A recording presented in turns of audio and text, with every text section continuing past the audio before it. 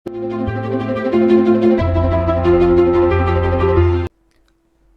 છો વિદ્યાર્થી મિત્રો, કેરિયર એન્ડ ડિજિટલ પ્લેટફોર્મ પર ફરીથી તમારા બધાનું સ્વાગત છે. અને આજે આપણે જોશું ટકાવારીની અંદર ભાગ 2 માં અગાઉ વર્ષોમાં પૂછાયેલ પ્રશ્નો. તો ભાગ 1 ની અંદર ઘણા પ્રશ્નો જોયા હતા અને હવે આપણે જોશું કે ભાગ 2 માં બાકીના પ્રશ્નો જે 2017 થી 19 સુધીના જે પ્રશ્ન જે છે એ આજે આપણે ભાગ 2 માં જોશું. તો મિત્રો ચાલો શરૂઆત કરીએ ભાગ 2 થી. તો પ્રથમ પ્રશ્ન તમે જોઈ શકો છો કે પ્રથમ પ્રશ્ન આ પ્રમાણે છે: કોઈ સંખ્યાને 10% વધારવામાં આવે અને પછી 10% ઘટાડવામાં આવે તો તે સંખ્યામાં ખાલી જગ્યા વધે કે ઘટે? એમ પ્રશ્ન છે. તો આ પ્રશ્ન જે છે કે કોઈ સંખ્યામાં તમે પહેલા 10% વધારો અને પછી તમે 10% ઘટાડો તો એ સંખ્યામાં કેટલો ફરક આવશે? 4 ઓપ્શન આપેલા છે. 1% વધે, 1% ઓછી થાય, 0.1% વધે અને કોઈ ફેર ના પડે. DPSSC જુનિયર ક્લાર્ક 2017 ના પેપરમાં આ પ્રશ્ન પૂછાયો છે. તો મિત્રો અહીંયા જે છે પ્રથમ તો આપણે જે છે એક સૂત્ર જે છે કે આવા પ્રશ્નનો ડાયરેક્ટ જે સૂત્ર જે છે કે હંમેશા જ્યારે એટલા ટકા વધે અને એટલા ટકા ઘટે તો સૂત્ર પ્રમાણે હંમેશા શું થશે? ઘટાડો થશે. હંમેશા શું થશે? ઘટાડો થશે. અને કેટલો ઘટાડો થશે? તો x² ભાગ્યા 100% નો ઘટાડો થશે. તો અહીંયા આપણે x ની કિંમત કેટલી લઈ લેવાની? 10. તો આ છે 10² ભાગ્યા 100. તો આ કેટલા થવાના? 100 ભાગ્યા 100 એટલે 1% નો ઘટાડો. એટલે 1% જે છે તે ઓછા થશે. એટલે જવાબ કેટલા આવશે? 1% ઓછા થાય. તો મિત્રો આ જે છે સૂત્ર એ આપણે ભાગ 3 ની અંદર કરી ગયા છે. મિત્રો ફરીથી ભાગ 3 એક વખત જોઈ લો કે જેટલા ટકા વધે એટલા ટકા ઘટે તો હંમેશા ઘટાડો થશે. અને ઘટાડો કેટલો થશે? x² ભાગ્યા 100%.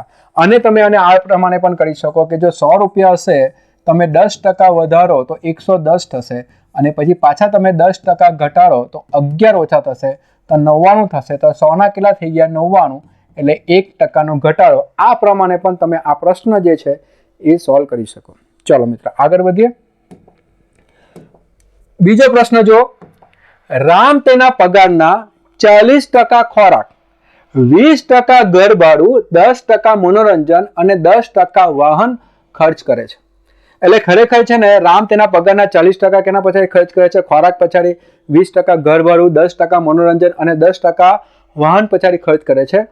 જો મહિનાના અંતે તેની બચત 1500 હોય, જો મહિનાના અંતમાં એને 1500 રૂપિયાની બચત કરી હોય તો તેનો માસિક પગાર કેટલો હશે? તો આપણે શોધવાનું શું છે? એનો માસિક પગાર કેટલો છે. તો મિત્રો આ પ્રશ્ન જે છે એ આપને ખ્યાલ આવી જાય કે આ પ્રશ્ન જે છે એ આ પ્રમાણે કરી શકાય કે આવકના 2 ભાગ છે. એક કયું? એક છે બચત અને બીજું શું છે? ખર્ચ. તો પ્રશ્ન આપણે એમ કહે છે કે રામ તેના પગારના 40% ખોરાક પછાડી, 20% ઘર ભાડું અને 10% મનોરંજન અને 10% વાહન ખર્ચ કરે છે. એટલે કુલ એને કેટલા ખર્ચી કર્યા? 40 + 20 60 70 80. તો 80% નો એને ખર્ચ કરી નાખ્યો. જો 80% નો એને ખર્ચ કર્યો હશે તો એની બચત કેટલી કરી હશે? 20%. કેમ કે આવક આપણે હંમેશા કેટલી ધારીએ? 100% જો એની આવક એટલે 100 રૂપિયા જો આવક હશે તો 80 રૂપિયા ખર્ચ કરે છે અને 20 રૂપિયા શું કરે છે? બચત કરે છે. અને પ્રશ્ન પ્રમાણે જોઈએ જો મહિનાના અંતે તેની બચત કેટલી છે? 1500 છે. તો એની બચત કેટલી છે? 1500 છે. તો તેના માસિક પગાર કેટલો હશે? આપણે એનો માસિક પગાર શોધવાનો છે. તો બચત તમને આપી છે કેટલી છે? 1500 રૂપિયા. એનો અર્થ શું થાય કે આ 20% જે રકમ જે બચત કરે છે એ કેટલા છે? 1500. અને આપણે પગાર શોધવાનો છે એટલે એની આવક શોધવાની છે. તો 100% ના કેટલા? તો અહીંયા જવાબ આવશે 1500 ગુણ્યા 100 ભાગ્યા કેટલા? 20. તો 20 × 50 100, 15 × 50 75. તો 7500 જે છે એ થશે એનો માસિક પગાર. એટલે જવાબ કયો આવશે? Option number A.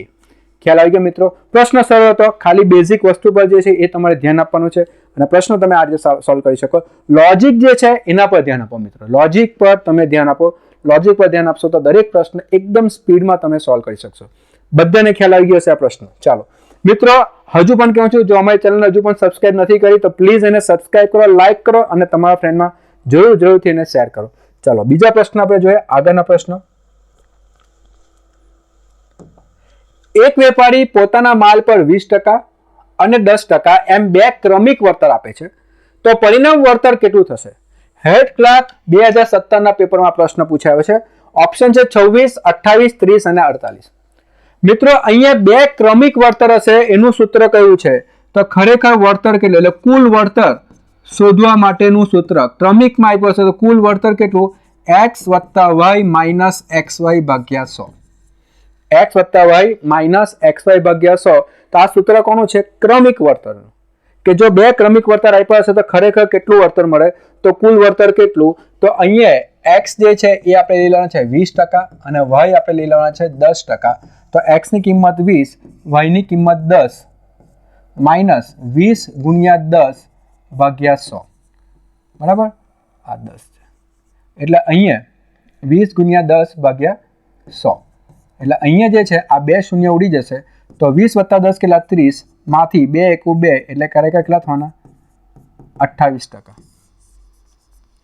તો ખરેખર વળતર કેટલું મળશે? 28% જે છે તે આપને વળતર મળશે. ખ્યાલ આવી ગયો મિત્રો? તો અહીંયા કુલ વળતર કેટલું છે? 28%. એટલે આ સૂત્ર પ્રમાણે તમે ફટાફટ કરી શકો. અને કદાચ જો તમને સૂત્ર યાદ નહીં આવે તો આપણે ધારી લેવાનું કે જો 100 રૂપિયાની કિંમત હોય એના પર જો પહેલા 20%નું વળતર આપવામાં આવે એટલે 20 રૂપિયા ઓછા થશે તો રહેશે કેટલા? 80. અને 80 પર ફરીથી જો 10% વળતર આપવામાં આવે તો ઓછા કેટલા થશે? 8. અને 8 ઓછા થશે તો રહેશે કેટલા? 72 રૂપિયા. તો 100 ના કેટલા થઈ ગયા? 72. એટલે ખરેખર કેટલા ટકા ડિસ્કાઉન્ટ મળ્યું? 100 પર 28% ડિસ્કાઉન્ટ મળ્યું. તો તમે આ રીતે પણ કરી શકો અને આ રીતે પણ કરી શકો. 100 ના 72 રૂપિયા એટલે 100 ની સામે તમારે કેટલા ચૂકવવાના છે? 72 રૂપિયા. તો ખરેખર 28% તમને વળતર મળેલું કહેવાય. અને અહીંયાથી પણ તમને ખ્યાલ આવી જાય કે 20 અને 8 એટલે ખરેખર જે છે 28% જે છે એ તમને વળતર મળેલું કહેવાય. તો તમે આ રીતે પણ કરી શકો. અને સૂત્ર જો યાદ રાખે તો એકદમ જ સિમ્પલ થઈ જશે. x વત્તા y માઇનસ xy ભાગ્યા 100. તો આ બધા સૂત્ર આધારિત પ્રશ્ન મેં આગળ કરાવ્યા છે મિત્રો. ખાસ એ બધા વિડીયો ફરીથી કહું છું, ખાસ તમે જુઓ એટલે આ બધા પ્રશ્ન જે છે એ સિમ્પલ થઈ જશે. તો મિત્રો એકદમ સિમ્પલ પ્રશ્ન આવ્યો છે. 150 ના 30% બરાબર કેટલા? ગુજરાત પોસ્ટ સર્વિસ MTS 2017 ના પેપરમાં પ્રશ્ન પૂછાયો છે. 150 ના 30%. 30% એટલે 30 ના છેદમાં કેટલા? 100. આ 2 મીંડા નીકળ્યા 15 તાલી કેટલા? 45. ખૂબ જ સિમ્પલ પ્રશ્ન, ઓપ્શન નંબર A. ચાલો, ખૂબ જ સિમ્પલ પ્રશ્ન હતો. આગળ વધીએ. ઓકે, એ બી ના 150% છે. હવે એ કેટલા છે? તો બી ના 150% છે. અને બી એ પ્લસ બી ના કેટલા ટકા થાય? GSSB સિનિયર ક્લાર્ક 2017 ના પેપરમાં પ્રશ્ન હતો. તો મિત્રો એ બી ના 150% છે. એટલે આ રીતે લખાશે કે એ કેટલા છે? બી ના 150%. એટલે 150% કોના છે? બી ના છે. હવે મિત્રો અહીંયાથી જે છે 150 ના છેદમાં 100 અને બી ને જો આ બાજુ લે તો a ભાગ્યા બી બરાબર કેટલા? 150 ભાગ્યા 100. એટલે બી જો 100 હોય તો એ કેટલા હશે? 150 હશે. ખ્યાલ આવી ગયો બધાને? તમે આ રીતે બી કરી શકો. એ બી ના 150% છે એટલે જો બી ના 100 હશે તો એ ના કેટલા હશે? 150 હોવાના. હવે આપણો પ્રશ્ન શું છે? બી એ પ્લસ બી ના કેટલા ટકા થાય? હવે આને કેવી રીતે લખાશે? બી એ એટલે બી જે છે એ પ્લસ બી ના કેટલા ટકા છે? એટલે આપણે આ શોધવાનું છે કે બી જે છે એ પ્લસ બી ના કેટલા ટકા થાય? તો બી ભાગ્યા એ પ્લસ બી ગુણ્યા 100 જે છે તે આપણે શોધવાનું છે. તો બી ની કિંમત કેટલી છે? 100. અને એ પ્લસ બી કેટલા થવાના? 150 વત્તા 100 ગુણ્યા કેટલા થશે? 100. તો 100 ના છેદમાં 250 ગુણ્યા 100. તો એક શૂન્ય ઉડી જશે અને 25 ચોક 100 થશે. એટલે 4 ગુણ્યા 10 એટલે કેટલા થવાના? 40%. એટલે ઓપ્શન કયો આવશે? Option number B. ફક્ત જે છે વાક્ય બરાબર સમજવાનું છે. તમને બધું ટકાવારીમાં જ આપ્યું છે. આપણે એમ કીધું છે કે એ 150% થાય છે બીના. તો બીના જો તમે 100 ધારી લો તો એના 150 મળવાના જ છે. અને એના પરથી આ જે વાક્ય છે કે બી એ પ્લસ બીના કેટલા ટકા થાય? તો આ નાની બાજુમાં જે કિંમત જે છે હંમેશા ક્યાં આવશે? નીચે આવશે. એ મેં તમને ભાગ એમાં સમજાવ્યું છે કે ના શબ્દનો જે ઉપયોગ છે એની બાજુમાં જે રકમ છે હંમેશા ક્યાં આવશે? નીચે આવશે. અને ટકાવારીનું આપણે ખબર છે કે ટકાવારી શોધવું હોય તો a બાય બી ગુણ્યા 100. એટલે બી એ પ્લસ બીનો કેટલો ભાગ છે એના પર મિત્રો આપણે ખાસ ધ્યાન આપવાનું છે. તો આવા બધા પ્રશ્ન છે. થોડુંક આપણે વધારે પ્રેક્ટિસ કરીએ તો 100% દરેક પ્રશ્ન આપણે સોલ્વ કરી શકાય. ચાલો મિત્રો, બધાને ખ્યાલ આવતો છે? અને તમે બધા બુક અને પેન લઈને બેસો. જેમ જેમ પ્રશ્ન આવે તેમ તેમ સોલ્વ કરવાની ટ્રાય કરો, જેથી જે છે પ્રશ્ન તમને પણ આવડવો જોઈએ. હું સોલ્વ કરું છું પણ એના પહેલા તમારો પ્રશ્ન જે છે એ સોલ્વ થઈ જવો જોઈએ. અને પ્લીઝ મને કોમેન્ટ પણ કરજો કે તમને અમારા વિડીયો કેવા લાગે છે. ચાલો, જુનિયર ક્લાર્ક 2017 ના પેપરમાં એક સમચોરસની સામેની બાજુ 40% અને 30% વધારવામાં આવે છે તો બનતા લંબચોરસનું ક્ષેત્રફળ ચોરસ ક્ષેત્રફળ કરતા કેટલા ટકા ગણું વધશે? હવે આપણે એમ કહીએ છીએ એક સમચોરસની બાજુ સામસામેની બાજુને 40% અને 30% વધારવામાં આવે તો બનતા લંબચોરસનું ક્ષેત્રફળમાં કેટલા ટકાનો વધારો થાય? તો મિત્રો પહેલા આપણે એમ કીધું છે કે એક સમચોરસ છે. હવે સમચોરસ એટલે શું? બધી બાજુ સરખી, અને એમાં એક બાજુ આપણે 40% વધારવાના, એટલે લંબચોરસ બનાવવાના. એક બાજુ આપણે 40% વધાર્યા અને બીજી બાજુ કેટલા ટકા વધારવાના? 30% વધારવાના. હવે મિત્રો જો આપણે એવું સમજી લઈએ કે આ બધી બાજુ, જ્યારે સમચોરસ હતું ત્યારે બધી બાજુ 100 સેન્ટીમીટર હોય કે 100 મીટર હોય, જે આપણે ધરવું હોય તે, તો આપણે એક બાજુ કેટલી વધારે છે? 40% વધારે. તો આ 100 ના કેટલા થશે?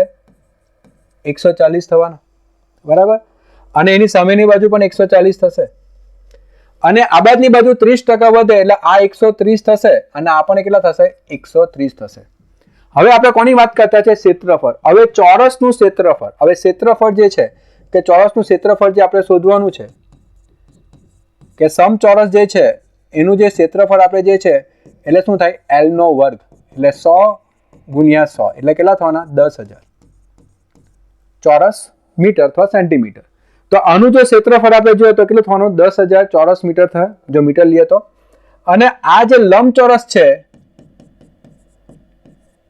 લંબચોરસનું ક્ષેત્રફળ જે છે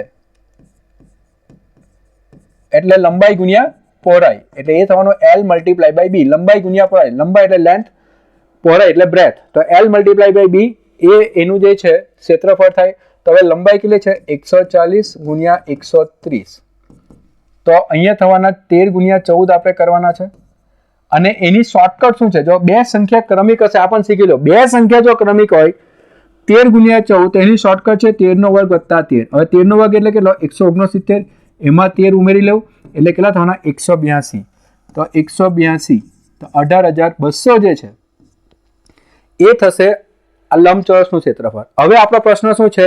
તો બનતા લંબચોરસનું ક્ષેત્રફળ ચોરસના ક્ષેત્રફળ કરતા કેટલા ગણું છે? હવે આ કેટલા ટકા ગણું છે? એટલે આપણે અહીંયા ટકાવારી આપે છે, કેટલા ટકા ગણું છે? તો કેટલા ટકા જે છે એ આપણે શોધવાના છે. તો આપણે જે કેટલા ટકા શોધવાના છે એટલે ફરક કેટલાનો છે? તો ફરક શોધવા માટે આનું 10,000 છે અને 18,200 છે, તો ફરક કેટલાનો છે? 18,200 માંથી 10,000 બાદ કરતા, અને છેદમાં કેટલા લેવાના? કેટલા છે? તો 10,000 ગુણ્યા કેટલા? 100. તો આ થવાના આપણા 8,200. આ 2 મીંડા ભાગ્યા 100, તો અહીંયા કેટલા ટકા છે? 82% વધારે છે. તો કેટલા ટકા વધારે છે? 82% વધારે છે. અને આપણે જે ટકાવાળી વધારો, આપણે ખબર જ છે કે આનાથી વધારો છે, તો ખરેખર ફરીથી એક સૂત્ર તમને લખાઈ દઉં, કેમ કે ઘણા બધા એમ થયું હશે આવ્યું કેવી રીતે? તો ટકાવાળીમાં વધારો એટલે ખરેખર જે વધારો થયો છે ભાગ્યા જે પહેલાની જે કિંમત છે, ક્યાંથી વધારો થયો એટલે પહેલાની કિંમત ગુણ્યા 100. તો આપણે અહીંયા જોઈ શકીએ છીએ કે વધારો કેટલાનો છે? તો 8,200 નો વધારો છે. 18,200 માંથી 10,000 બાદ કરતા વધારો કેટલો થયો? 8,200 નો વધારો છે, પણ ક્યાંથી વધ્યા છે? 10,000 થી. એટલે પહેલાની કિંમત કેટલી હતી? 10,000 એમ ગુણ્યા 100. તો એ પ્રમાણે તમારો જવાબ જે છે એ કેટલો આવશે? 82% આવશે. ટકાવાળી વધારો જે છે એ ખાસ તમે જોજો. ભાગ 3 ની અંદર મેં સમજાવ્યું છે કે ટકાવાળી વધારો કેવી રીતે શોધાય, કે 10,000 થી 18,200 થઈ ગયા હોય ક્ષેત્રફળ, તો ટકાવાળી વધારો તમે કેવી રીતે શોધી શકો? તો આ પ્રમાણે તમે આ પ્રશ્ન જે છે એ સોલ્વ કરી શકો. ખૂબ જ સરસ પ્રશ્ન હતો. 2017 જુનિયર ક્લાર્કની અંદર આ પ્રશ્ન પૂછાયો હતો. ચાલો આગળ વધીએ. એક વિદ્યાર્થી એક સંખ્યાને 5/3 થી ગુણવાને બદલે 3/5 થી ગુણે છે. એટલે ગુણવાના કેટલા હતા? 5/3, પણ ગુણી કોની સાથે કર્યા? 3/5 થી ગુણે છે. તો આ ગણતરીમાં ત્રુટિની ટકાવારી કેટલી થશે? ત્રુટિની ટકાવારી એટલે શું? કે કેટલા ટકાની ભૂલ છે એ આપણે શોધવાની. ત્રુટિની ટકાવારી એટલે કેટલા ટકાની ભૂલ થઈ છે તે આપણે શોધવાની છે. તો મિત્રો ખરેખર સાચી રકમ, સાચા ગુણાંક કયો હતો? તો સાચો જે છે ગુણાંક જે કરવાનો હતો એ કેટલો હતો? 5/3, પણ ખોટો લેવાઈ ગયો છે અને ખોટો ગુણાંક કેટલો છે? 3/5. તો ખરેખર ભૂલ કેટલાની છે? તો આપણે ભૂલ જે છે કે આપણે ભૂલ શોધવી પડે કે ભૂલ કેટલી છે. તો 5/3 માંથી 3/5 બાદ કરવાના, એટલે 5 × 5 = 25, બટરફ્લાય મેથડ. 5 × 5 = 25 - 3 × 9 ભાગ્યા 3 × 5 = 15. તો આ કેટલા થવાના? 16/15 ની ભૂલ છે. તો ભૂલ કેટલાની પડી છે? 16/15 ની ભૂલ. અને આ ભૂલ જે છે કે કેટલા ટકા ભૂલ આપણે શોધવાની છે? તો ભૂલ કેટલાની છે? 16/15. પણ સાચી રકમ પરથી કેટલી ભૂલ છે? તો સાચી રકમ કેટલી હતી? 5/3. એટલે નીચે કેટલા આવશે? 5/3 ગુણ્યા 100. એટલે જ્યારે પણ આપણે ભૂલ શોધવાની હોય ફરીથી, તો જે ભૂલ થઈ હશે ભાગ્યા સાચી રકમ જે છે ગુણ્યા 100. કેમ કે ખોટી રકમ તો લેવાય જ નહીં. તો ભૂલ જે છે કોની સામે કેટલી ભૂલ છે? તો 16/15 ની ભૂલ થઈ કોની સામે? 5/3 ની સામે. કેમ કે સાચી રકમ કઈ છે? 5/3. તો આની આપણે ગણતરી કરીએ તો 16/15, આ 3 ઉપર જશે, 5 નીચે જશે, ગુણ્યા 100. 3 × 5 = 15, 25 ચોક 100, એટલે 16 ચોક કેટલા થવાના? 64%. એટલે જવાબ કેટલા આવશે? Option number C. પછી ખાસ ગણતરી છે 16/15 ગુણ્યા 3/5 ગુણ્યા 100. અહીંયા 3 × 5 = 15 થાય અને આ 5 બચેલા છે, બીજા 5 છે, એટલે 5 × 5 કેટલા થવાના? 25, અને 25 ચોક 100 થાય, તો 16 ચોક કેટલા થવાના? 64. પછી આપણે ખાલી ગણતરી પર ધ્યાન આપવાનું. ગણતરી માટે પ્રેક્ટિસ જરૂરી છે મિત્રો. ખ્યાલ આવી ગયો બધાને? તો પ્રશ્ન તમને થોડો અલગ લાગે છે. ડીવાયએસઓમાં પ્રશ્ન હતો 2018માં. આ જે છે ને, આ શબ્દ જે છે એ થોડું આપણે કન્ફ્યુઝ કરે છે, પણ એનો શબ્દનો અર્થ શું થાય? કેટલા ટકાની ભૂલ. તો ભૂલ કેટલી છે? તો ભાઈ 16/15 ની ભૂલ છે, પણ કોની સામે? 5/3 ની સામે. તો આ પ્રમાણે તમે આ પ્રશ્ન જે છે એ સોલ્વ કરી શકો. 2018ના પેપરમાં ડીવાયએસઓની પરીક્ષામાં આ પ્રશ્ન પૂછાયો હતો. ચાલો આગળ વધીએ. એક બેગ પર 10% અને 8% લેખે ક્રમશ વળતર મળે છે. એટલે એક બેગ પર પહેલા 10% વળતર આપવામાં આવ્યું, પછી 8% વળતર આપવામાં આવ્યું. વળતર પછી આ બેગ 1863માં મળતી હોય, અને વળતર પછી આ બેગ કેટલામાં મળી ગઈ છે? 1863માં મળતી હોય, તો બેગની છાપેલી કિંમત ખાલી જગ્યા શોધો. આ પ્રશ્ન એમ જોવા ગયો તો નફો ખોટનો છે કે બેગની છાપેલી કિંમત આપણે શોધવાની છે.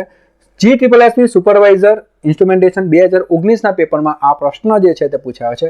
હવે મિત્રો પ્રશ્ન જો જોઈએ કે દાખલા તરીકે આપણે એમ ગણીએ કે છાપેલી કિંમત જે છે એ 100 હોય, બરાબર? આપણે આ રકમ પાસે પહોંચવાનું છે અને 100 નો આધાર લેવાનો છે, તો પ્રશ્ન એકદમ અલગ બનશે. અહીંયા આપણે કોઈ સૂત્ર નથી વાપરવું. 100 ના આધાર પ્રમાણે ટકાવારીથી આ પ્રશ્ન આપણે સોલ્વ કરવાનો છે કે જો બેગની છાપેલી કિંમત 100 રૂપિયા હોય, એના પર તમને પહેલું વળતર કેટલું મળે છે? 10%. એટલે 10 રૂપિયા ઓછા થશે, એટલે આ બેગ કેટલાનું હતું? પછી 90 રૂપિયામાં મળતે. જો 10% જ આપણે ડિસ્કાઉન્ટ આપે તો 90 રૂપિયામાં મળતે, પણ ફરીથી 8% ડિસ્કાઉન્ટ મળે છે. એટલે આના આપણે 8% કરીએ તો 90 ના 8% એટલે 7.2. તો અહીંયા બીજા 7.2 રૂપિયા ઓછા થઈ જશે, એટલે 90 રૂપિયા જે છે એમાંથી 7.2 આપણે ઓછા કરીએ તો 8.2, તો 82.8માં આ બેગ છેલ્લે મને મળે. ખ્યાલ આવી ગયો મિત્રો? તો અહીંયા જે છે આપણે ફરીથી પ્રશ્ન જોઈએ કે જો છાપેલી કિંમત 100 રૂપિયા હતે, એના પહેલા 10% જો વળતર આપે તો 90 રૂપિયા મળતે. એના પર ફરીથી આપણે 8% વળતર લીધું છે, એટલે 90 ના 8% એટલે 7 રૂપિયા ને 20 પૈસા જે છે તે ઓછા થશે. તો ખરેખર બેગની ખરીદી કિંમત કેટલી થઈ જશે? 82.8. પણ મને કીધું છે કે બેગ જે છે છેલ્લે કેટલામાં મળી છે? 1863 રૂપિયા. એટલે ખરેખર બેગ છેલ્લે કેટલામાં મળી છે? 1863 રૂપિયા. અને ટકાવારી પ્રમાણે જોઈએ તો 100 પ્રમાણે 82.8 મળે છે. 100 પ્રમાણે 82.8. એટલે અહીંયા કેટલા આપ્યા છે? 1863. એટલે અહીંયા આપણે આ રીતે કરી શકાય કે 82.8% બરાબર કેટલા થવા જોઈએ? 1863 થવા જોઈએ. તો ખરેખર છાપેલી કિંમત એટલે 100%ના કેટલા? ખ્યાલ આવ્યો બધાને મિત્રો? તમે આ રીતે બી કરી શકો કે ભાઈ 82.8 ના 100 ભાગે તો 1863 ના કેટલા ભાગે? એટલે ઘણા બધા જે આ રીતે પણ કરે છે કે 82.8 રૂપિયામાં પડે 100 ની સામે, તો 1863માં પડતી હોય તો આ કેટલા થશે? તો તમે આ રીતે પણ કરી શકો, તમે આ રીતે પણ કરી શકો. મને આ રીતે ફાવે છે કે ચાલો 82.8 છે તો એની સામે કેટલા આવ્યા છે? 1863. એટલે 82.8 ના કેટલા થવા જોઈએ? 1863. તો 100 ના કેટલા? બેવનો જવાબ સરખો જ આવશે. તો 1863 ગુણ્યા 100 ભાગ્યા 82.8. એટલે 1863 ગુણ્યા 10 ગુણ્યા 100 ભાગ્યા કેટલા થવાના? 882. હવે જો આપણે ગણતરી કરીએ તો 828 છે ને? 828. તો આપણે થોડા ઉડાડવા પડશે. તો અહીંયા 4 ગુણ્યા 2500, 4 દુ 8, 0, 4 7 28, એટલે 207 થવાના.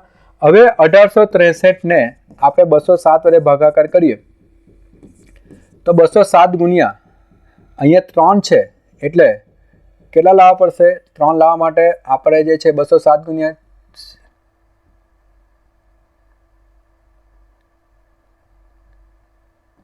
9 થી કરે તો 9 7 કેટલા થવાના 63, 9006, 9 2 18, તો 9 થી કરશો તો કેટલા થવાના 1863. એટલે અહીંયાથી 207 ગુણ્યા કેટલા થશે 9, અને 25 ગુણ્યા 9 225, એટલે 2250 જે છે તે આપણો જવાબ આવશે ઓપ્શન નંબર બી. બધાને ખ્યાલ આવી ગયો? 100 નો આધાર લીધો, 82.8 માં ખરીદી થાય, પણ ખરેખર ખરીદી કેટલી છે 1863, એટલે 82.8% કેટલા 1863, તો 100% કેટલા, તો ત્યાંથી જવાબ કેટલા આવશે 2250. તો આ પ્રમાણે તમે આ પ્રશ્ન જે છે એ સોલ્વ કરી શકો. ચાલો આગળ વધીએ આપણે. બીનો પગાર એના પગાર કરતા 25% વધુ છે. હવે બીનો પગાર કેટલો છે? એના પગાર કરતા 25% વધુ છે, તો એનો પગાર બી ના પગાર કરતા કેટલા ટકા ઓછા? 9મો પ્રશ્ન પર આવી ગયા છે. જીપીસીબી સિનિયર ક્લાર્ક 2019 ના પેપરમાં આ પ્રશ્ન પૂછાયો છે. તો મિત્રો આપણે એમ કહે છે કે બીનો પગાર એ કરતા કેટલા ટકા વધારે છે? 25% વધારે છે. તો એનો પગાર કેટલો ઓછો છે? એટલે હવે આપણે આ જોવાનું કે બીનો પગાર એ કરતા 25% વધુ છે, તો એનો પગાર બી કરતા કેટલા ટકા ઓછા? એટલે પહેલે 25% વધે તો કેટલા ટકા ઓછા? આના માટેનું સૂત્ર કયું છે? તો પહેલે વધે અને પછી ઘટે, તો સૂત્ર કયું છે? x/100 + x × 100. તો આ સૂત્રનો ઉપયોગ કરવાનો કે એનો પગાર જો બી કરતા આટલો વધારે હશે તો બીનો પગાર એ કરતા કેટલા ટકા ઓછો હશે. આગળના પ્રશ્નમાં પણ મેં તમને સમજાવ્યું છે, અને એ x ની જગ્યાએ ડાયરેક્ટ 25 મૂકવાના, તો 25/100 + 25 × 100, એટલે આ થશે 25/125 × 100, તો 25 50 અને 5 × 20, તો કેટલા જવાબ આવશે? 20%.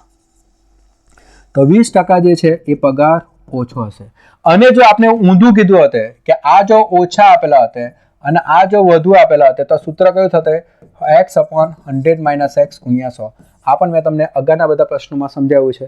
તો અહીંયા જે છે આ બે સૂત્ર યાદ રાખવાના કે બીનો પગાર જો એ કરતા આટલો વધારે હશે તો એનો પગાર બી કરતા કેટલો ઓછો હશે. તો આ સૂત્ર તમારે ધ્યાનમાં જે છે રાખવાનું છે. બરાબર? ખ્યાલ આવી ગયો મિત્રો? તો આ બધા સૂત્ર જે છે નાના નાના સૂત્ર, એના પર તો થોડું ધ્યાન આપવું જ પડશે. તો અહીંયા જે છે આ પ્રશ્ન 9મો જોયો છે. હજુ પણ કહું છું કે તમારા મિત્રોને ખાસ આપણી ચેનલને શેર કરજો, અને પ્લીઝ જો હજુ પણ સબસ્ક્રાઇબ નથી કર્યું તો પ્લીઝ એને સબસ્ક્રાઇબ કરજો. ચાલો આગળ વધીએ.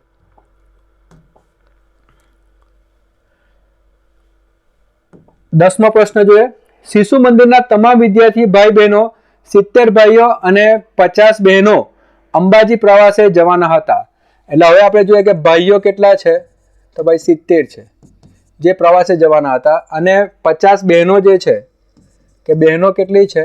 50 છે. તો એ લોકો પ્રવાસે જવાના હતા, પરંતુ વરસાદના કારણે ભાઈઓમાંથી 50%, એટલે ભાઈઓમાંથી કેટલા? 50%, અને બહેનોમાંથી કેટલા? 40% લોકો પ્રવાસે જઈ શક્યા. પણ વરસાદના કારણે ભાઈઓમાંથી ખાલી 50% જ જઈ શક્યા પ્રવાસે, અને બહેનોમાંથી ખાલી 40% જ પ્રવાસે જઈ શક્યા. તો કેટલા વિદ્યાર્થીઓ પ્રવાસે ગયા? તો કેટલા વિદ્યાર્થીઓ પ્રવાસે ગયા? જીપીસીબી સિનિયર ક્લાર્ક 2019 ના પેપરમાં આ પ્રશ્ન પૂછાયો હતો. સિમ્પલ પ્રશ્ન છે, બધાને આવડી જવો જોઈએ કે ભાઈઓ કેટલા છે? 70, તેમાંથી 50% પ્રવાસે જવાના, એટલે કેટલા ગયા પ્રવાસે?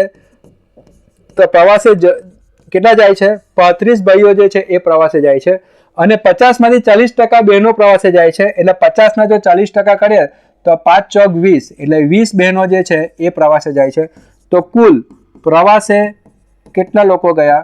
તો 35 + 20, એટલે કેટલા થવાના? 55. એટલે ઓપ્શન કયો આવશે? ઓપ્શન નંબર બી, કે 55 વિદ્યાર્થીઓ જે છે એ લોકો પ્રવાસે ગયા છે. સિમ્પલ પ્રશ્ન છે. ભાઈઓ પણ આપી દીધા છે, બહેનો પણ આપી દીધા છે. ભાઈઓમાં 50% જાય છે, બહેનોમાં 40% જાય છે. ફક્ત 70 ના 50% તો ખ્યાલ આવી જાય, 35 થાય, અને 50 ના 40% પણ છેલ્લા છે. 5 × 20 કે 20 થશે. તો કુલ પ્રવાસે કેટલા વિદ્યાર્થીઓ ગયા? 55 વિદ્યાર્થીઓ કુલ પ્રવાસે ગયા. સિમ્પલ સરળ પ્રશ્ન 2019 જીપીસીબી ની અંદર આ પ્રશ્ન પૂછાયો છે. ચાલો આગળ વધીએ આપણે. ઓકે. લંબચોરસની લંબાઈમાં 20%નો વધારો અને પહોળાઈમાં x% વધારો કરતા ક્ષેત્રફળમાં 50% વધારો થાય તો x% બરાબર કેટલા? એ આપણે શોધવાનું છે. હવે મિત્રો અહીંયા થોડું સમજી લઈએ કે આ પાછો પ્રશ્ન જે છે લંબચોરસની લંબાઈ અને પહોળાઈ એટલે ક્ષેત્રફળ અને ઘનફળનો પ્રશ્ન દેખાય, પણ ખરેખર ટકાવારીનું લોજિક ખ્યાલ હશે તો આ પ્રશ્ન ડાયરેક્ટ તમે સોલ્વ કરી શકો. પ્રશ્ન GSSB બિનસરકારી ક્લર્ક 2019 ના પેપરમાં પ્રશ્ન પૂછાયો છે. 50%, 25%, 20%, 40%. બધી રકમ જે છે એ કેમાં છે? રાઉન્ડ ફિગરમાં છે. કઈ છે? રાઉન્ડ ફિગરમાં છે. હવે તમારે ધ્યાન રાખવાનું છે 20%નો વધારો એટલે ખરેખર કેટલા થાય? 120% થાય. એમ 20% વધારો એટલે કેટલા થાય? 120 થાય. એટલે 100 માં 20% વધે. એ જ પ્રમાણે 50% વધારો આપણે કહીએ એટલે કેટલા થાય? 150% થાય. એટલે આપણે અહીંયા જે છે ખાસ આપણે ધ્યાન રાખવાનું. અને આ જે છે 20% વધારો કહીએ એટલે આપણે ધ્યાન રાખો કે સપોઝ કે દાખલા તરીકે કિંમત જે છે આપણી એ હોય અને એમાં જો આપણે એમ કે 20% વધારો થાય તો કેવી રીતે થશે? એ વત્તા 20% કોના? એના. એટલે એ વત્તા 20/100 ગુણ્યા એ. તો એ કોમન કરીએ તો 1 + 20/100 આ રીતે લખાય આપણાથી. અને આની અંદર આ જે 20% જે છે એ આપણે ખબર છે પણ નહીં ખબર હોય તો એની જગ્યાએ આપણે R1 R2 એવું કંઈક લખી શકાય કે રેટ આપણે લખી શકાય કે 20% વધારો તો એના માટે R1 અને જો બીજો હશે તો R2 આપણે એનો ઉપયોગ કરી શકાય. તો પ્રથમ તો લંબચોરસની લંબાઈમાં 20% વધારો અને પહોળાઈમાં X% વધારો. પહોળાઈ આપણે આપી નથી તો ક્ષેત્રફળમાં 50% વધારો થાય છે. ક્ષેત્રફળમાં કેટલો વધારો થાય છે? 50%. તો પ્રથમ તો જે છે કે ધારો કે લંબચોરસની લંબાઈ એટલે લંબચોરસની લંબાઈ કે ધારો કે લંબાઈ A હોય અને પહોળાઈ B હોય તો લંબચોરસનું ક્ષેત્રફળ કેટલું થાય? લંબચોરસનું ક્ષેત્રફળ એ પહેલા આપેલી A બરાબર A × B થશે. ખ્યાલ આવી ગયો બધાને? A × B અથવા તો L × B પણ લઈ શકો, A × B પણ લઈ શકો. હવે આપણે એમ કહીએ છે કે લંબાઈમાં 20% વધારો એટલે હવે જો આપણે નવું ક્ષેત્રફળ જે છે નવું ક્ષેત્રફળ કેવી રીતે બને છે? તો નવું ક્ષેત્રફળમાં લંબાઈમાં 20% વધારો એટલે એ કેટલા વધવાના? 1.20 A થઈ જશે. જે મેં તમને સમજાવ્યું તો 120% થાય. 120% એટલે કેટલા? 120/100 એટલે કેટલા થવાના? 1.20 થવાના ને. તો લંબાઈમાં 1.20 નો વધારો. જ્યારે પહોળાઈમાં કેટલો વધારો થાય છે? X% વધારો. હવે X% વધારો કેવી રીતે લખાશે? 1 + X/100 વધારો અને ગુણ્યા કેટલા? B. અહીંયા જે મેં સમજાવ્યું છે તમને કે એ તો બહાર નીકળે 1 + 20/100 પણ 20 ની જગ્યાએ અહીંયા કેટલા છે? X. એટલે એ કઈ લખાશે? 1 + X/100 ગુણ્યા B. તો આ જે નવું ક્ષેત્રફળ જે છે એને આપણે આપી દઈએ A1. પણ આ જે નવું ક્ષેત્રફળ જે છે એ કેટલું છે? તો એમ કહે છે કે જૂના ક્ષેત્રફળ કરતા એટલે નવું ક્ષેત્રફળ કેટલું છે? તો જૂના ક્ષેત્રફળ કરતા 50% વધારે છે. એટલે જૂનું ક્ષેત્રફળ કેટલું છે? A × B. એટલે પહેલાનું ક્ષેત્રફળ કેટલું છે? A × B. તો એના કરતા 50% વધારે એટલે 1.25 AB લખાશે. ખ્યાલ આવ્યો બધાને કે આ ક્ષેત્રફળ કરતા કેટલું વધારે છે? 50% વધારે એટલે 1.50 AB લખાશે. હવે એક બાજુ આપણે એમ કહે છે કે એનું ક્ષેત્રફળમાં 20% વધારો થાય છે અને પહોળાઈમાં આટલો ટકા વધારો થયો તો એ ક્ષેત્રફળ કેટલું થઈ જાય છે? 1.50 AB. એટલે અહીંયાથી તમે લખી શકો કે 1.20 A અને B સાથે લખશું AB × 1 + X/100 બરાબર આ કેટલા થવાના? 1.50 AB થવા જોઈએ. જો સામે જોઈએ તો AB અને AB આપણા ઉડી જશે. અને પછી જો આપણે પ્રશ્ન અહીંયાથી સોલ્વ કરીએ તો અહીંયા તમે જોઈ શકો છો કે 1.20 એટલે 120/100 ગુણ્યા 1 + X/100 બરાબર કેટલા થવાના? 150/100. તો આ કિંમત જો આપણે આ બાજુ મોકલી આપીએ તો 1 + X/100 બરાબર 150 ગુણ્યા 100. આ 100 ઉપર 120 નીચે. તો અહીંયા આ 100 અને 100 ગયા, આ 0 0 ગયા, 3 × 5 = 15, 3 × 4 = 12. એટલે 1 + X/100 બરાબર કેટલા થવાના? 5/4 થશે. હવે મિત્રો X/100 બરાબર કેટલા થશે? 5/4. 1 ને બાદ એટલે -1 એટલે X/100 બરાબર કેટલા થવાના? 1/4. તો X ની કિંમત કેટલી થવાની? 100/4 એટલે કેટલા થવાના? 25%. તો ખરેખર જવાબ કેટલો આવશે? Option number C 25%. થોડો પ્રશ્ન લાંબો છે પણ આને તમે થોડુંક સમજવા માટે મેં આટલા સ્ટેપ કર્યા છે. બાકી જો તમને ખ્યાલ હશે કે આ પ્રશ્ન આ રીતે થશે તો તમે ડાયરેક્ટ લખી શકો કે લંબાઈમાં 1.20 વધ્યા છે. જો ડાયરેક્ટ શોર્ટકટ કરીએ લંબાઈમાં 20% વધ્યા એટલે 1.20 વધ્યા અને પહોળાઈમાં X% વધે એટલે આ રીતે લખી શકાય. તો ખરેખર કુલ ક્ષેત્રફળમાં કેટલા ટકા વધી જવાના? 1.50. તમે ડાયરેક્ટ આ પણ લખી શકો કેમ કે આપને એટલું ખબર હોવી જોઈએ કે લંબચોરસનું ક્ષેત્રફળ એટલે શું? લંબાઈ ગુણ્યા પહોળાઈ. લંબાઈમાં 20% વધ્યા એટલે 1.20, પહોળાઈમાં X% નો વધારો થયો એટલે 1 + X/100. તો ખરેખર ક્ષેત્રફળમાં કેટલા ટકા વધી ગયા? 50% વધી ગયા એટલે 1.50. તો આ તમે ડાયરેક્ટ અહીંયા જ આવી જશો તો ડાયરેક્ટ તમારો પ્રશ્ન અહીંયા સોલ્વ થઈ જાય. આ બધું સમજાવવા માટે મેં તમને ખાસ આપણે થોડું ડિટેલમાં ગયા. ચલો બધા મિત્રોને ખ્યાલ આવી ગયો. 11મો પ્રશ્ન હતો બિનસજાક લાખ 2019. થોડું ધ્યાન રાખીને આ પ્રશ્ન આપણે સોલ્વ કરવો પડે.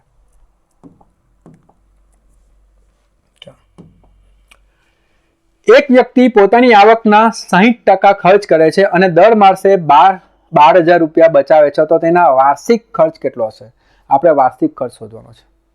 અને આ જે આપણે આપ્યું છે એ દર માસે આપ્યું છે, એટલે ખાસ ધ્યાન રાખવું પડે. જે શબ્દનો જે ઉપયોગ થાય છે ને પ્રશ્નની અંદર, ઉતાવળ કરીએ તો ભૂલ પડી જાય. એટલે ખાસ ધ્યાન રાખવાનું છે કે એક વ્યક્તિ પોતાની આવકના 60% ખર્ચ કરે છે અને દર માસે, દર મહિને કેટલા બચાવે છે? 12,000 બચાવે છે. GSRTC જુનિયર એસિસ્ટન્ટ 2019ના પેપરમાં આ પ્રશ્ન પૂછાયો છે. અને હવે આપણે ખબર છે, ઘણા પ્રશ્નો સોલ્વ કર્યા છે કે આવક જે છે એના બે ભાગ પડે. એક ભાગ છે ખર્ચ અને બીજો ભાગ છે બચત. અને આવક આપણે કેટલા લઈએ છીએ? 100%. હવે આપણે શું કહીએ છીએ?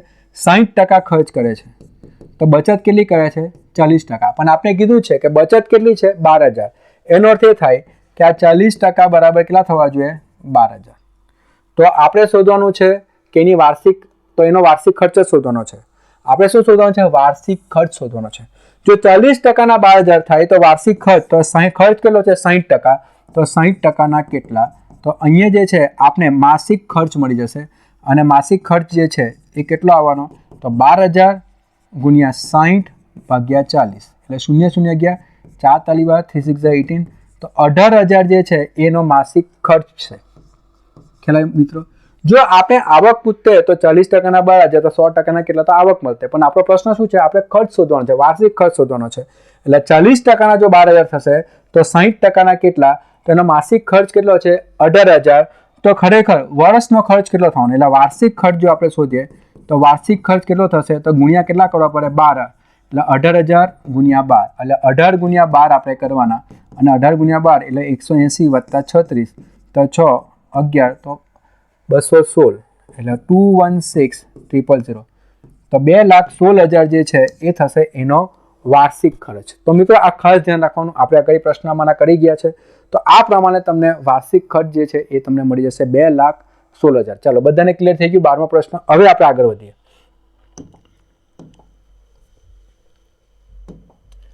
રીના વાર્ષિક આવકનો, ફરીથી આવકનો પ્રશ્ન આવ્યો છે મિત્રો. જો પાછળ ફરીથી વાર્ષિક આવક એટલે આવકની જ વાત થતી છે. તો રીનાની વાર્ષિક આવકનો 25% હિસ્સો હર્ષની માસિક આવકના 75% જેટલો છે. એટલે આપણે એમ કહે છે કે રીનાની વાર્ષિક આવકના જે 25% હિસ્સો જે છે એ હર્ષની આવકના કેટલા છે? 75% જેટલો છે. જો હર્ષની આવક રૂપિયા 2,40,000 હોય તો રીનાની આવક, વાર્ષિક આવક કેટલી હશે? GSRTC traffic controller 2019.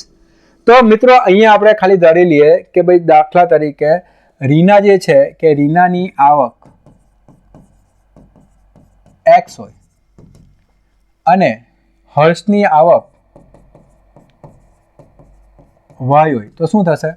રીનાની આવકના 25%, એટલે રીનાની આવક જે છે એના 25% એ કેટલા થાય છે? તો હર્ષની માસિક નહીં, રીનાની વાર્ષિક આવકના 25%. આ ખાસ થોડું ભૂલ પડી જશે આપણી. જો રીનાની વાર્ષિક આવકના 25%, એટલે વાર્ષિક આવક જે છે એના 25%નો હિસ્સો જે છે એ હર્ષની માસિક આવકના 75% છે. એટલે હર્ષની માસિક આવક જે છે એના 75% છે. એટલે આના તો 12 મહિનાનો હિસ્સો જોવાનો છે અને પેલાના જે છે એ કેટલા છે? આપણે 75% લેવા છે માસિક આવકના. એટલે આની અંદર જે છે આપણે થોડું અહીંયા જે છે થોડો ફેરફાર કરવો પડશે. ફેરફાર શું કરવો પડશે? આ રીતે કે દાખલા તરીકે રીનાની માસિક આવક X હશે તો રીનાની વાર્ષિક આવક કેટલી થાય? 12x હશે. આ પ્રમાણે, બરાબર? કેમ કે થોડો ફેરફાર છે પ્રશ્નમાં. જો મેં તમને કીધું બહુ ધ્યાન રાખવું પડે. વાર્ષિક આપણે છે, માસિક આવક છે. અને આપણે એવું ધારીએ કે હર્ષની જે છે માસિક આવક એ છે Y. તો હવે પ્રશ્ન જો ફરીથી વાંચીએ તો આપણે એમ કહે છે રીનાના વાર્ષિક આવકના 25%. રીનાની જે વાર્ષિક આવક છે એના 25%, એટલે 25% કોના લેવાના છે? 12x ના. તો એ બરાબર કેટલા થાય છે? હર્ષની માસિક આવકના 75%. તો એ થશે 75% કોના? Y ના. આ પ્રમાણે. તો મિત્રો અહીંયા જે છે હવે આપણે જે છે અહીંયા તમને શું કીધું છે કે હવે આપણે એમ કીધું છે કે જો હર્ષની વાર્ષિક આવક રૂપિયા 2,40,000 હોય, હવે તમને એમ કીધું છે કે ભાઈ હર્ષની વાર્ષિક આવક જે છે, હર્ષની વાર્ષિક આવક તમને આપી દીધી છે. કેટલી છે? 2,40,000. તો માસિક આવક કેટલી થવાની? ભાગ્યા 12 કરવાના, એટલે 2,40,000 ભાગ્યા 12 કરશું તો કેટલા થવાના? 20,000 થશે. તો આપને ખબર છે કે હર્ષની માસિક આવક કેટલી છે? 20,000. અને હર્ષની માસિક આવક આપણે કેટલી ધારેલી છે? y. તો અહીં હવે ખાલી આપણે ગણતરી કરવાની છે. હવે 25% એટલે કેટલા થવાના? 25/100 ગુણ્યા 12 ઇન્ટુ x બરાબર 75/100 અને y કેટલા આવ્યા છે? 20,000. તો અહીંયા 100 ગયા અને x બરાબર કેટલા થવાના? તો 75 ગુણ્યા 20,000. હવે તો ખાલી ગણતરી છે 25 ગુણ્યા 12. તો 25 તાલી 75, 3 ચોક 12 અને 4 પચામ 20. તો x બરાબર કેટલા થવાના? 5,000. તો મિત્રો અહીંયા આપણે મળી જાય કે રીનાની માસિક આવક કેટલી છે? 5,000. પણ આપણો પ્રશ્ન શું છે? રીનાની વાર્ષિક આવક. તો રીનાની વાર્ષિક આવક કેટલી થવાની? તો રીનાની વાર્ષિક આવક જે છે એ છે 12x અને x ની કિંમત કેટલી આવી? 5,000 રૂપિયા. તો 12 પચામ કેટલા? 60. તો એની વાર્ષિક આવક કેટલી છે? 60,000. તો આન્સર કેટલા આવશે? ઓપ્શન નંબર એ.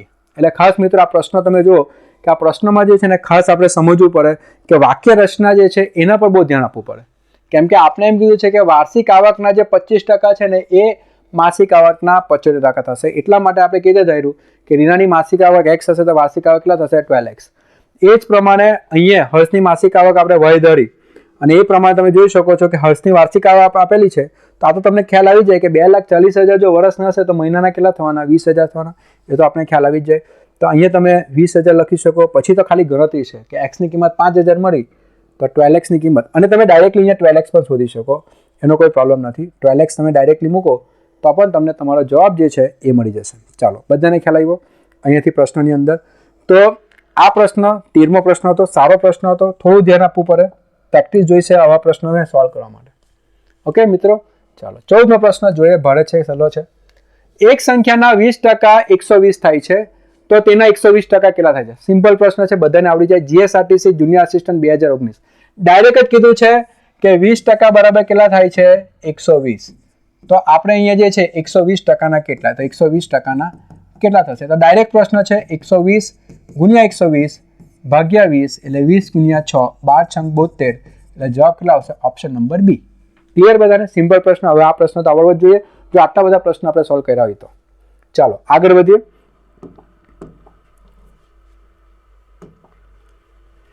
એક શહેરમાં 3 લાખની વસ્તી છે અને તેમાં 1,80,000 પુરુષો છે. તો એક શહેરમાં ખરેખર કેટલી વસ્તી કેટલી છે? 3 લાખની છે અને તેમાં 1,80,000 કેટલા છે? પુરુષો છે. અને આપણે જોઈએ કે આ 1,80,000 પુરુષો છે અને વસ્તીના 50% અને વસ્તીના 50% વસ્તી ભણેલી છે. એટલે વસ્તીના જે છે 50% વસ્તી ભણેલી છે અને 70% પુરુષો ભણેલા હોય તો કેટલી સ્ત્રીઓ ભણેલી હશે? પ્રશ્ન આ રીતે છે. તો જીએસઆરટીસી જુનિયર આસિસ્ટન્ટ 2019ના પેપરમાં પ્રશ્ન પૂછાયો છે. તો મિત્રો શહેરમાં પહેલા તો આપણે જોઈએ કે કેટલા છે? 3 લાખની વસ્તી છે.